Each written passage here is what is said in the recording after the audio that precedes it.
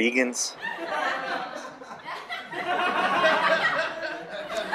You tofu-eating mother. Hey, Tim. Hey, Melanie. What you reading? It's this book on tofu. Really? For the life of me, I can't figure out how to make it, let alone what it is. Well, I can help with that. Oh, really? Uh-huh. So, tofu is also known as bean curd. It's made out of soybeans. It's stored in liquid. And you can make a ton of different and delicious foods out of it. Oh, wow. Would you like me to show you how? Sure, that would be swell. Fantastic. Let's go on to the kitchen. All right, well, we're in the kitchen, and I'm with Melanie Childress. Hi. And she's going to teach me all the wonders of tofu. And you know, a lot of people out there have questions about tofu. They don't really know what it is. And you're going to teach us all about the terrific tofu. Terrible tofu. Tumultuous tofu. Tasty. Intrepid. Tempting. All right, well, what specifically are we going to make today with tofu? Today we're making tofu popcorn chicken bites. Oh, that sounds really good. It's delicious. All right, Melanie. Melanie Childress. Any relation to Alice Childress? Who? You know the song, Alice Childress? Try not to think about it, Alice Childress.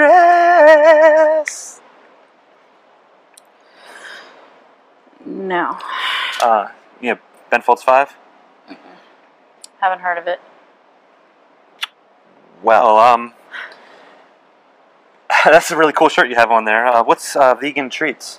Oh, Vegan Treats is an all-vegan bakery. They make cakes and donuts and pastries. Pretty much sugar, spice, everything nice, and kindness. Out of Bethlehem, Pennsylvania? Bethlehem, Pennsylvania. All right. Well, there you go, guys. If you're ever in Bethlehem and you want to witness the birth of Christ, or What? if you want to have some vegan treats, check out Vegan Treats. All right, so where do we start here with this tofu? All right, so today we're going to be starting with the very beginning. Basically, when you go to the grocery store, you're going to see piles and piles of different types of tofu. For this recipe, I use an extra firm tofu. It holds its density better. So the first thing I do when I get it home is I immediately throw it into the freezer. And the reason for that is because when you freeze it, the water inside of it crystallizes and it takes on a different texture. It becomes more dense and it has a better mouthfeel to it. It is very similar to actually eating chicken nuggets at that point. Oh, so the actual molecular structure changes. How do you say that word? Molecular. Oh, so the actual molecular structure changes. Exactly. Okay, well, that's good. Maybe that's what I've been doing wrong all these years. Could be. All right. This is one that I've actually already frozen, and you can see it's very solid. Yep. Yes. So, in order to work with this, now it's got to defrost. Okay, guys, we've waited 24 hours, and now here we are again with the defrosted tofu. The defrosted tofu. All right, so the next step is we have to prepare this, and it starts with we have to drain this water out. Okay. We so just you put a little hole in it. Yeah, as you can see, there's lots of water. It just spills out all over the place. All right, well, I'm going to take a quick break to use the bathroom, and I'll be right back. I'm just kidding.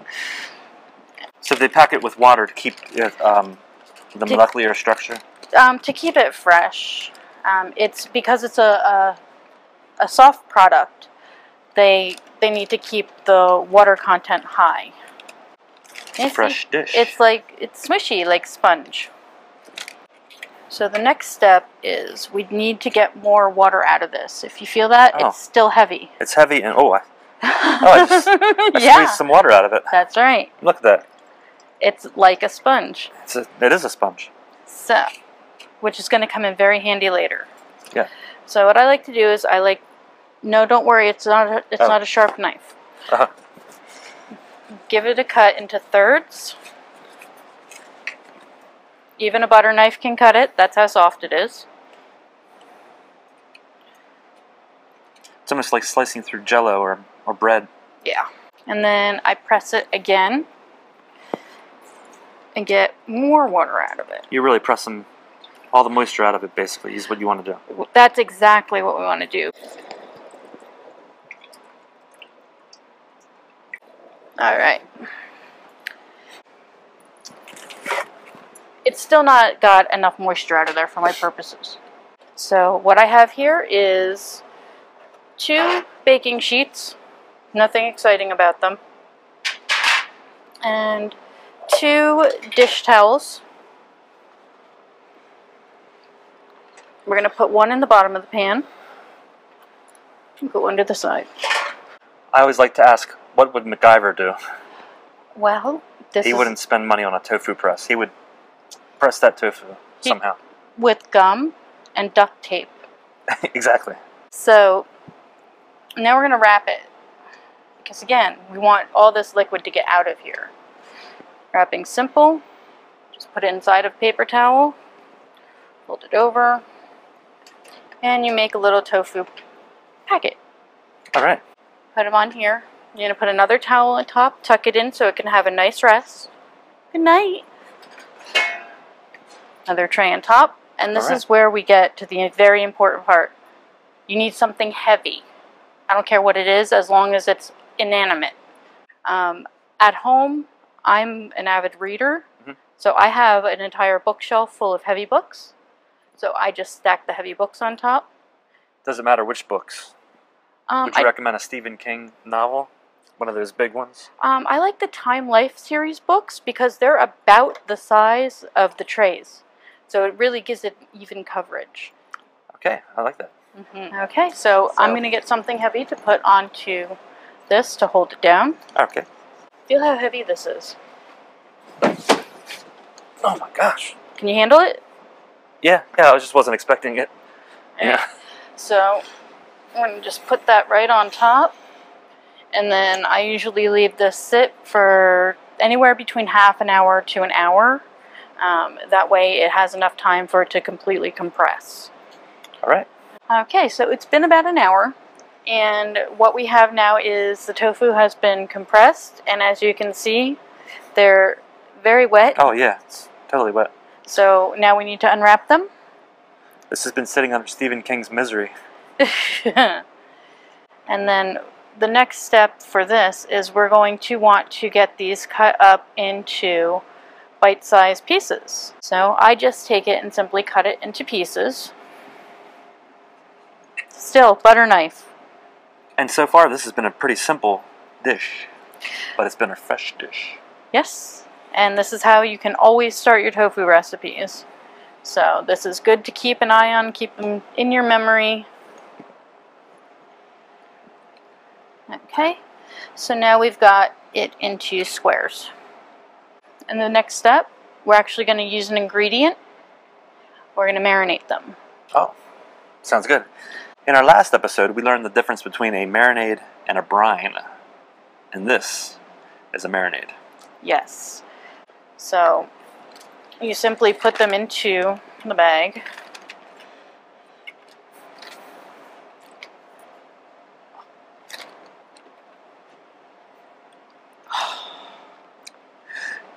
You gotta marinate it first, guys. We don't want to overload this with flavor because in this recipe we're actually going to do the flavor on the outside. But we do want to rehydrate it and give it something inside. So for this, I just use a simple vegetable stock or vegetable broth. It's a good brand, actually, right? That's Nature's Promise. Nature's Promise. It's organic. You don't have to use organic. I prefer it because I think it has a better flavor. You can use synthetic. No. Don't use synthetic. Well, it's possibly vegan still if it's synthetic. That's true. A lot of things that are bad for you are still vegan. So you're going to pour some in here. This is good because I've always, you know, if I buy vegetable broth for a dish or something like that, I always have a lot left over and I don't know what to do with it. And now here's one more thing one more thing. In my artistic palette. You can use it leftover stock for this. You can use it to make rice or quinoa. Quinoa, yeah. You can throw some into potatoes if you're going to boil them and mash them. They'll pick up some of the flavor. So, as you can see, there's not a whole lot in there. It's not like we're making soup in the bag. Right. And then you just want to put this aside. I usually put it in the fridge for overnight. A couple hours would still be fine. The longer you let it sit, the more flavor it'll pick up. Okay, so we're going to let this sit overnight, and we're going to stay right here and come back tomorrow. Be right back. Well, we've been here all night, and I think that marinade is about ready. Yeah, that's what we were doing. Yeah. I had a dream about Stephen King novel. I'm sorry. More of a nightmare. Now comes the most important part. We're going to bread it. So I make this breading just simply with cornstarch. Less people have allergies to it. It works really well. It makes a nice light textured breading, but it helps pick up all the flavors. So you're just going to dump a bunch of it into there. And then the next ingredient that I'm going to add is going to be instant chicken flavor bouillon. That's vegan. It's accidentally vegan. Oh. Accidentally? Accidentally. They don't advertise that it is. It's like when you have a salad at McDonald's. It's accidentally vegan. Oreos. Or Oreos, yes. That's Oreos right. are accidentally vegan. Salad at McDonald's is just tragic. I'm going to kind of distribute it over. There we go. So that's a good bit. And then I'm going to put some just regular black pepper. All right. And then the last secret ingredient is going to be poultry seasoning. This contains no chicken or goose or turkeys, but it is used to when you cook them. It's a mixture of thyme, sage, marjoram, some rosemary, nutmeg. It gives everything a really nice flavor. But we're outsmarting the poultry cookers because we are not using it for poultry. Not using it for poultry. That smells good. What is this? Oh, this is that. Okay, this is so that. How much? Just kind of, yeah, that's good. Right. Alrighty. So this will give it that chicken taste that a lot of people miss when they first go vegan. It will. But if you've been vegan for a long time, you may not miss it anymore. So this may be bad memories for you. It could be. But if you like the smell of the seasoning, it does smell good. then this will be great. So just going to give this a mix. Where I live in Baltimore, there's a lot of areas of town where they use tons of seasoning, such as Little Italy, Greektown. Different parts of Baltimore have different kind of restaurant establishments. And as you drive through the town, you can smell the different seasonings. You're not actually smelling the meat, you're smelling the seasonings. And that's the important difference. It is.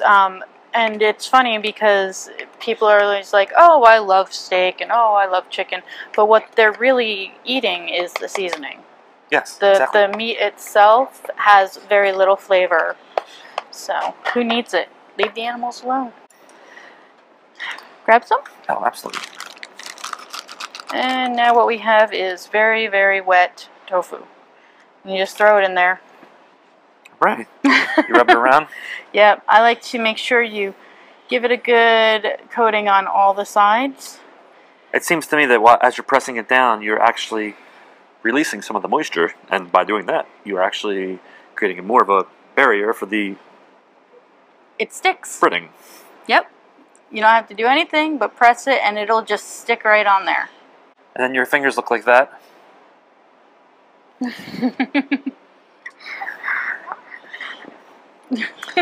Okay, so how much oil do we put into the pan? What we're doing is we're going to be pretty much deep frying, shallow frying it. So you're going to want a good bit in there.